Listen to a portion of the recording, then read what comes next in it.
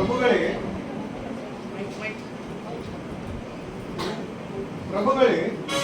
ಕಾಶ್ಮೀರ ತುಂಬೆಲ್ಲ ತಮ್ಮದೇ ಮಾತು. ಈ ಮಾಂಡವ್ಯಪುರದ ಕೀರ್ತಿಯು ಕಾಶ್ಮೀರಕ್ಕಷ್ಟೇ ಅಲ್ಲದೆ ಕನ್ಯಾಕುಮಾರಿವರೆಗೂ ಹಬ್ಬಿದೆ. ಹೌದೇ ಮಂತ್ರಿಗಳೇ, ಏನನ್ನುತ್ತಿದ್ದಾರೆ ಪ್ರಜೆಗಳು? ಪ್ರಭು, ಇದೊಂದು ಸುಭಿಕ್ಷ ರಾಜ್ಯವಂತೆ. ಎಲ್ಲೆಡೆಯೂ ತಮ್ಮ ಧಾರ್ಮಿಕ ಕಾರ್ಯಗಳು, ಜಂಗಮ ಸೇವೆಯದೇ ಮಾತು. ಮಹಾರಾಜರು, ದಾನಶೂರರು, ಸಾಹಸಿಗಳೆಂದು ಎಲ್ಲೆಡೆಯೂ ತಮ್ಮ ಕೀರ್ತಿಯ ಕೂಗು ಕೇಳಿ ಬರುತ್ತಿದೆ. ಪ್ರಭುಗಳೇ, ನಾನು ನಿತ್ಯ 6000 ಜಂಗಮರ ಸೇವೆ ಮಾಡಿ ಕೃತಕೃತ್ಯನಾಗಿದ್ದೆ. ರಾಜ್ಯದ ಎಲ್ಲೆಡೆ ಗುಡಿಗುಂಡಾರಗಳನ್ನು ಕಟ್ಟಿಸಿದ್ದೆ. ನನ್ನಂತ ಶಿವಭಕ್ತ ಯಾರಿಲ್ಲ.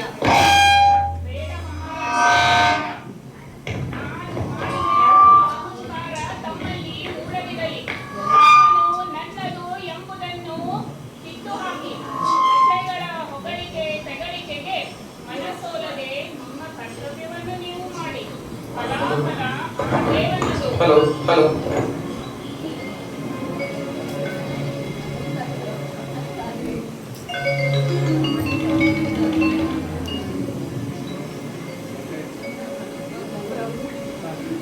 ಪೂಜೆಗೆ ಎಲ್ಲವೂ ಅಡಿನಾಗಿದೆ. ಆದರೆ ಇಷ್ಟು ತಡವಾದರೂ ಇನ್ನು ಯಾವ ಜಂಗಮರು ಪ್ರಸಾದಕ್ಕೆ ಬಂದೇ ಇಲ್ಲ.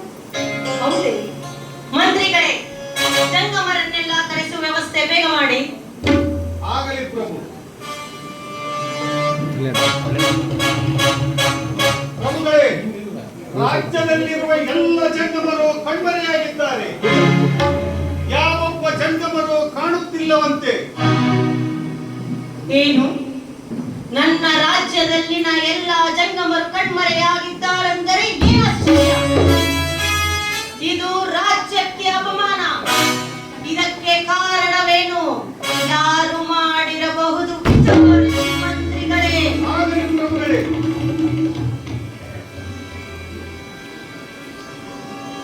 ಈ ಭೂಮಿಯ ಮೇಲೆ ಹೊನ್ನನ್ನು ಕದಿಯೋರು ಲಕ್ಷ ಲಕ್ಷ ಜನರಿದ್ದಾರೆ. ಹೆಣ್ಣನ್ನು ಕದಿಯುವವರಿದ್ದಾರೆ. ಆದರೆ ಜಂಗಮರನ್ನು ಕದಿಯುವರು ಯಾರಿರಬಹುದು?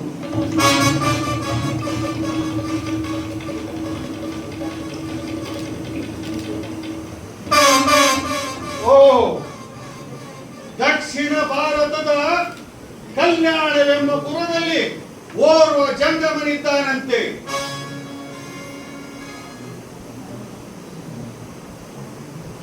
ಆತನು ಪರಮ ಭಕ್ತ ಶರಣನಂತೆ. ಜಂಗಮರನ್ನು ತನ್ನ ಪ್ರಾಣದಂತೆ ಪ್ರೀತಿಸುವನು. ಕಲ್ಯಾಣದಲ್ಲಿ ಜಂಗಮರಿಗೆ ಅನ್ನದಾಸೋಹ ನಡೆದಿದೆಯಂತೆ. ದೇಶದ ಮೂಲೆ ಮೂಲೆಗಳಿಂದ ಎಲ್ಲ ಜಂಗಮರು ಅಲ್ಲಿಗೆ ಹೋಗುತ್ತಿದ್ದಾರಂತೆ.